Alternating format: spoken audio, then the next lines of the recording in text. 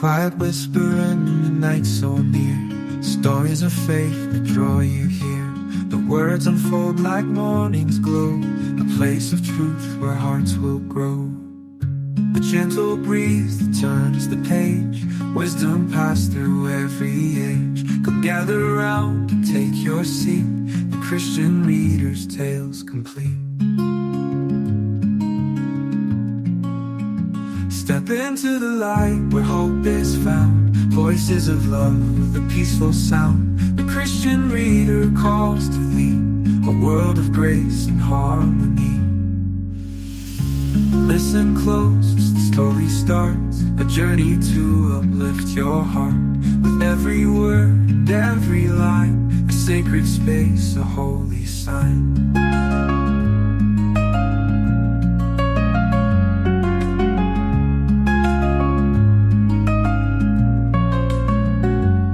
The echoes rise from words divine.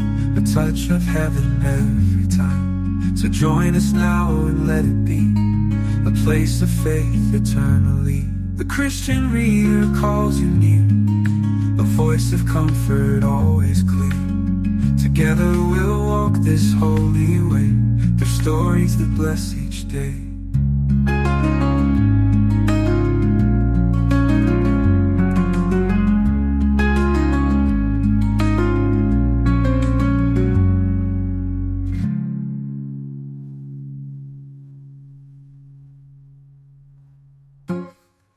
Step into the light where hope is found. Voices of love with a peaceful sound. The Christian reader calls to thee. A hope is found. Voices of love with a peaceful sound. The Christian reader calls to thee. A warp is found. Voices of love with a peaceful sound. The Christian reader calls to thee. A world of grace and harmony.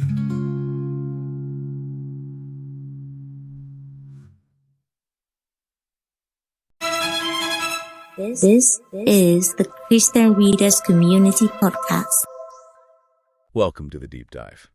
Today we're plunging into, well, a really extraordinary collection of stories. It's an anthology called Broken, a Tale of Ruin and Restoration, and it's put together by the Christian Writers and Readers Club, the CWRC. Yeah, and that title, A Tale of Ruin and Restoration, it really says it all, doesn't it? We're talking about that cycle, that rhythm we all kind of experience, breaking down, building back up, personally, but also, on a bigger scale, like nations. Exactly.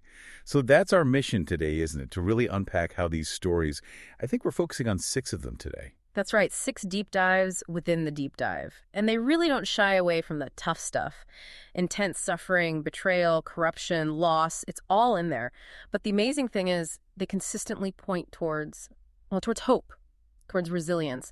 And this idea of a restoration that's maybe deeper than you'd expect, often coming from completely unexpected places. It sounds like quite the journey.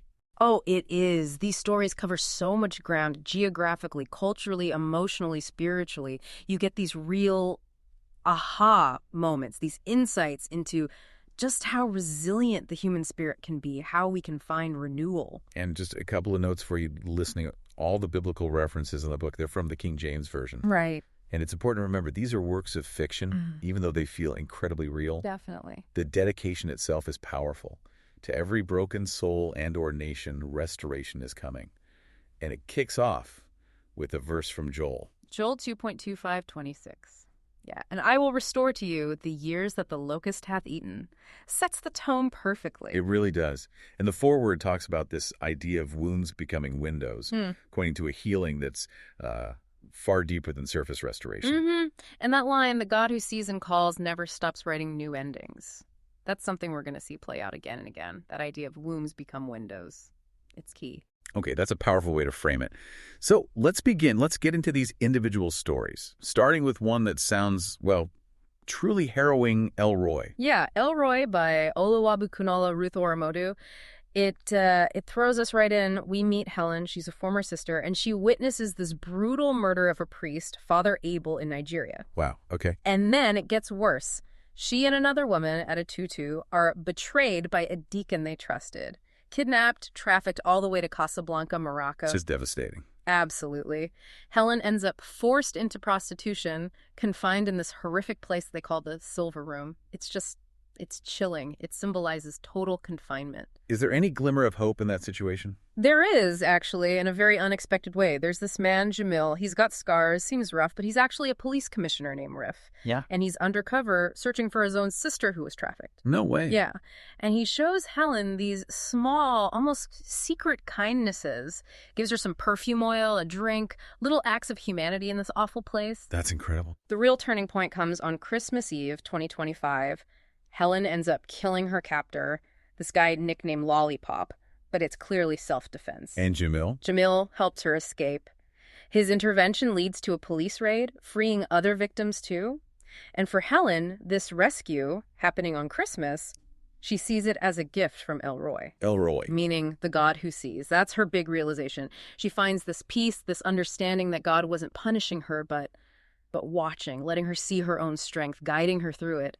The author notes it's a tribute to a real priest who died and honors trafficking survivors. Oh, wow. That's an intense journey from utter ruin to seeing God in it. That idea of the wound becoming a window is so clear there. Absolutely. Even in that darkest place, that tiny interaction, that moment of intervention, it completely reframes her suffering. It's not just physical freedom, it's this profound spiritual and emotional reclaiming. So from that kind of extreme physical captivity and horror, we shift gears a bit. The next story, He Calls for Her, by Gloria Eruwojulu, deals with a different kind of prison, right? More like the chains of societal judgment. Exactly. This one is about Kimberly. She's 27, used to be a well-known gospel singer, a real advocate for sexual purity, but she returns home for Christmas after this huge public scandal involving a married man named Will. Oh, tough situation. Yeah, and she's just completely guarded, isolated. You feel her battling not just the town gossip, but her own internal voices, too. There's a point where she just yells, "I'm tired. Can't you people just leave me be? Yes, I messed up. Yes, yes, yes, I did." You really feel her pain. And how does the community react, her family? Well, that's the contrast. The church community, pretty judgmental, as you might expect. But her parents, Reverend Adams, and her mom, sweet Anna, they're unwavering. And so is her childhood friend, Denver, who's now a cardiologist. That support must be crucial. It is. The turning point is this really raw phone call she has with Denver. She breaks down, confesses she still loves Will, feels totally hopeless, says something like, "I'm not the first gospel singer to get involved with a married man, and I won't be the last." Wow, hitting rock bottom. Pretty much. But Denver, he doesn't judge. He gently guides her back towards faith, using prayer, using scripture, specifically Isaiah 54, reminding her, God wants to rebuild you if only you'll return to him. So her restoration starts there. Yeah, it's shown as this gradual process. She confesses to her parents. They set up an accountability structure. She deletes Will's contacts. She starts finding peace again, finding her identity in God's word, not in public opinion or her past mistakes. And how is that shown, that gradual healing? There's this lovely image at the end, the last of the ice cracked on the lake nearby, hinting at spring, new beginnings. It's gentle, ongoing. It's interesting, the focus on the internal healing. Given how public her fall was, does the story address, regaining her public life or reputation? That's a good point. It touches on the external judgment, sure, because that's part of her suffering. But the real resolution, the focus, is definitely internal. It's about her finding peace, her reconnecting with God, with her family. So less about getting back on stage, more about getting right with herself and God. Exactly. It suggests that true restoration starts inside. And once you have that internal peace, the external noise, while maybe still there, just doesn't have the same power over you. Okay, so Kimberly dealt with public shame. Now let's look at Kyla in the in-between by Aquila King. Her brokenness seems different again, more about crushed dreams, constant setbacks, loss. Right. Kyla's story is about that feeling when life just keeps knocking you down. She's a talented young chef, but her dreams face one obstacle after another. How does it start? It starts with family tragedy. Her father dies in an accident, and it's tied to betrayal within the family gambling debts run up by her Uncle Michael. Just awful. So she's already dealing with loss and betrayal. Yeah. And then she moves to Douala in Cameroon, tries to build her culinary career, but faces rejection after rejection. Then, to top it off, she gets scammed out of all her savings by some guy named Christian. No, she can't catch a break. It really seems that way. But what's absolutely central to her story is the family support. Her mother, Irene, and her aunt Nen are her rocks. They encourage her to start her own business, saying something like, "The goal is to succeed, and people choose different paths to get there." That's great advice. And they back it up. They literally pool their daily saving, they call it their Santa credit union, like a community savings thing, to buy her kitchen equipment. Her mom even becomes her camera woman to help her get started online. That's amazing support. It really is. And the story dives into this idea of the in-between. That tough, often unseen period of just sticking with it, persevering when things are slow, when you're dealing with online trolls. The comments were apparently brutal, like, just admit Google helped you. Ouch, that sounds realistic, unfortunately. Yeah. But then comes the surprise twist. The Prime Minister's wife somehow finds her food, loves it, and endorses her business, KJ Delight, on national TV. Wow. Talk about a breakthrough. Totally. Suddenly, things take off. Rapid growth. She rents a bigger place, buys land. Her mom comes to work with her full time. And Kyla looks back and thinks about how she chose God's train. Maybe it moved slowly, but crucially, it never stopped moving forward. I love that image of God's train and that in-between period. Mm-hmm. It really highlights a different kind of resilience, doesn't it, compared to Helen's drama or Kimberly's scandal? Absolutely. Kyla's brokenness isn't one big event. It's this slow burn of disappointments. So her restoration isn't a dramatic ragu or a sudden conversion either. It's built on that incredible family support and her own quiet, persistent effort. Is faith in the process. Exactly. Faith in just keeping going, even when it's slow, even when it's hard, even when nobody sees it. It's navigating that long in-between struggle, a very different kind of strength. Which leads us to a really stark contrast. What happens when someone's response to their own suffering isn't perseverance, but destruction? David Daizialua's story, The Old Rugged Cross, seems to explore that extreme. Oh, absolutely. This story goes to a very dark place before finding redemption. It centers on Agnes and her mother, Margaret, and Margaret's backstory is just horrific. How so? She was deceived and raped as a young woman by someone pretending to be part of this National Youth Service Program, but who was actually from some city church group. Her parents disowned her. Then later, working as a maid, she's repeatedly raped by the 4 sons of the woman she works for, a female senator. My goodness. Just layer upon layer of trauma. Unimaginable. And on her deathbed, Margaret tells Agnes to teach the world a lesson. Agnes takes this as a mandate for revenge. Oh, no. Yeah.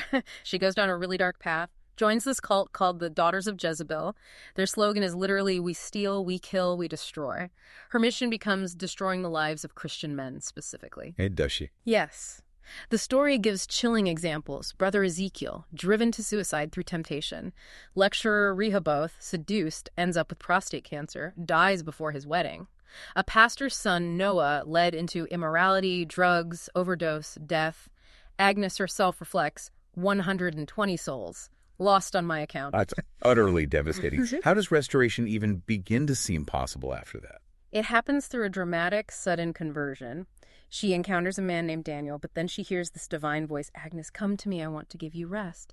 And she has this incredibly powerful vision of herself nailed to a cross right next to Jesus. Wow. It completely breaks her. She confesses everything to Daniel, makes this vow to cling to the old rugged cross. Her realization is stark. I had met Christ, and suddenly nothing else mattered. That is about as radical a transformation as you can get, from causing so much ruin to finding everything in that symbol of the cross. It really is. It's a profound contrast to the other journeys. What do you think is the core message there about redemption, especially compared to the others? I think Agnes's story drives home the idea that no matter how deep the brokenness, no matter how destructive the path chosen, radical redemption is still possible. It's not a slow healing like Kyla's or Kimberly's. It's this immediate, almost shocking spiritual turnaround. Like hitting absolute bottom and finding grace there. Exactly.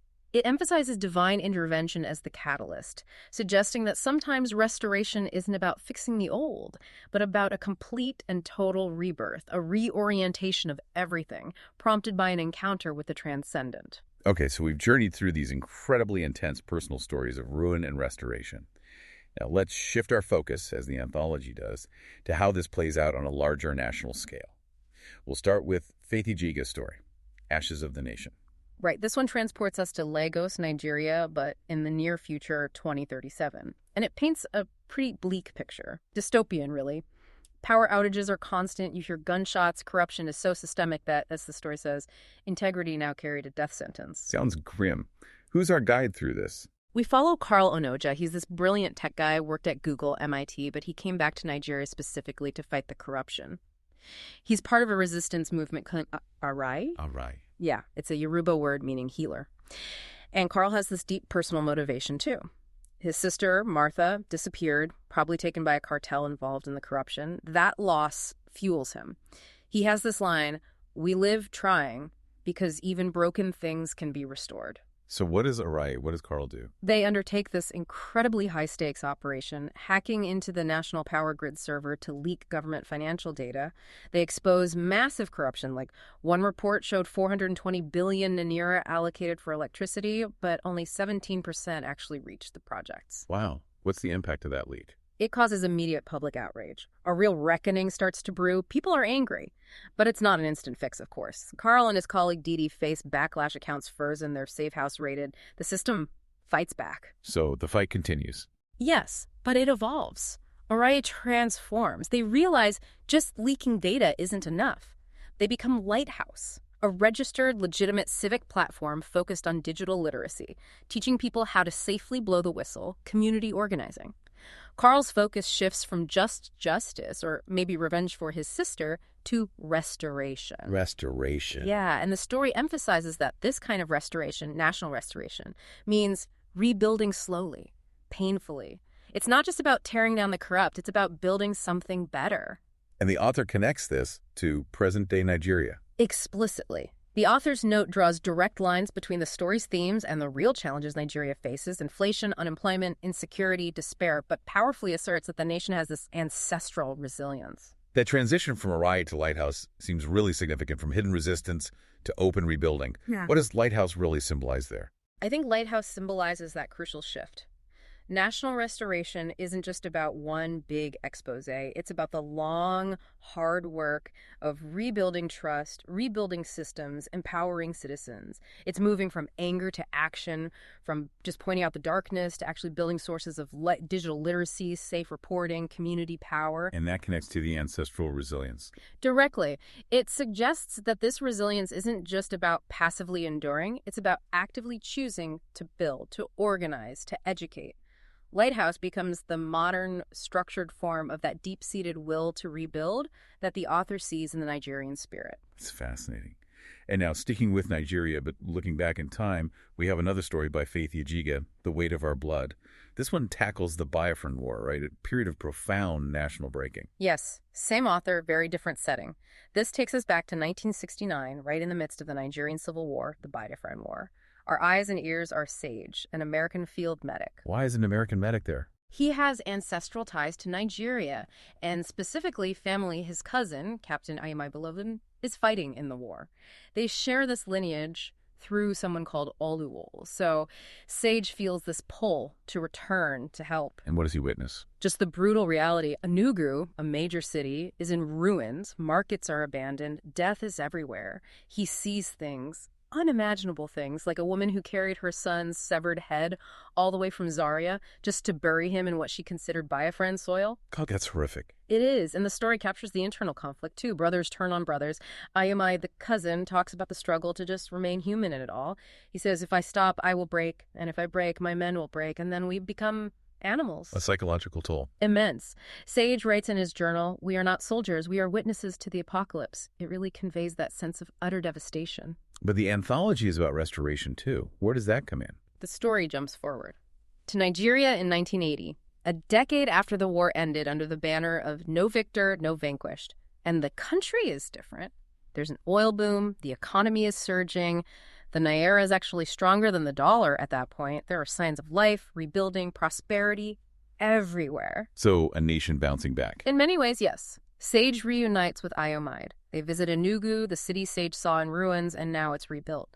They meet Dr. Ninana Emba, a woman Sage treated during the war who now runs the hospital. That must have been powerful. Incredibly. And it's Ayomai who offers this profound reflection. He looks at the rebuilt nation, the surviving people, and says, Nigeria broke us. Then she rebuilt us. But we had to become the cement. We had to become the cement. Wow. Yeah.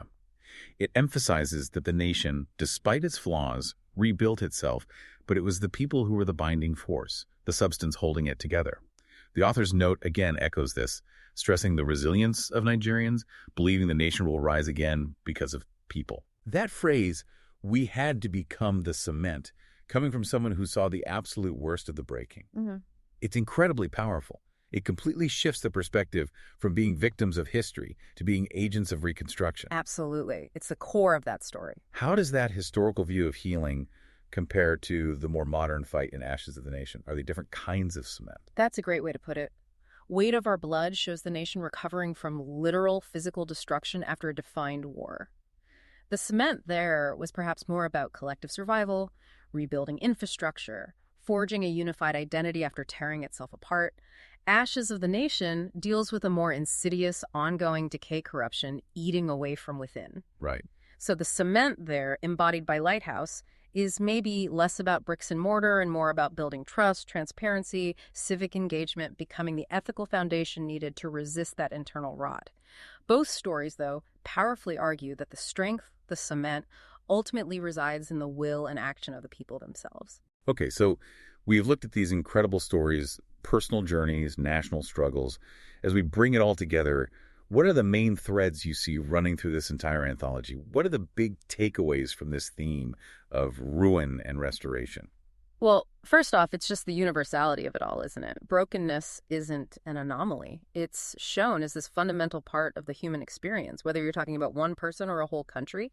But crucially, it's almost never the final word. Right, there's always that turn towards restoration, and faith seems deeply woven into that turn. Absolutely. That's the second big thread. Faith, and sometimes very direct divine intervention, plays a massive role. You see it explicitly with Helen finding comfort in El Roy, the God who sees, or Kimberly turning back to Scripture, Agnes's radical vision. Or even implicitly, like in Kyla's family's quiet faith or that sense of ancestral spirit and resilience in the Nigeria stories. Faith provides strength, meaning, direction, a path towards healing. That idea of being seen by God, even in the depths, is powerful across multiple stories. And it wasn't just faith in the divine, but also in each other, right? Human connection seemed vital. Totally. That's the third point, the power of human connection. Jamil's small kindnesses to Helen, Denver's unwavering support for Kimberly, Kyla's mother and aunt literally funding her dream, the collective action of Araya becoming Lighthouse. We don't heal alone. Exactly. That practical help, that emotional support from family, friends, community, it's shown as absolutely essential in navigating crisis and starting to rebuild. It also struck me that the rebuilding process itself wasn't portrayed as easy or quick. No, definitely not. And that's the fourth thread. Restoration is a process, not some magical event. It's often messy, difficult, takes time. It involves pushing through those hard in-between times like Kyla did. Yeah. And it's not always about getting back to how things were. Often it's about being transformed by the experience, emerging as something new, maybe stronger, definitely changed, tempered by fire, you could say. Like Nigeria rebuilding after the war, or Kimberly finding a new identity. Precisely. Okay. And that leads to the final, perhaps most crucial thread. The will to rebuild. The agency. Yes, the choice people make, individually and collectively, to not just endure the ruin, but to actively participate in the restoration, to become the cement, as I might said, to hold on to hope and keep building even when it seems impossible. These stories are full of that active, determined spirit. What an incredible range of stories we've covered. From the deepest personal traumas and betrayals like Helen's or Agnes's to the huge canvases of national corruption and war in the Nigerian stories. Yet that thread of resilience, of finding a path to rebirth, it just shines through consistently. It really does. It shows how even the most devastating breaking points can somehow become catalysts for transformation, for new beginnings you might never have expected. So the final thought perhaps for you listening is this. If brokenness, both personal and national, can lead to such profound restoration in these fictional worlds, what might that mean for the broken places in your own life or in the world around you? Exactly. How might your own experiences of ruin, the things that feel like endings, actually be a prelude to a deeper, maybe more hard one, but ultimately more powerful restoration than you can currently imagine? Something to definitely reflect on. Thank you so much for joining us on this deep dive into Broken. We really encourage you to think about these stories and how their echoes might resonate long after this conversation ends.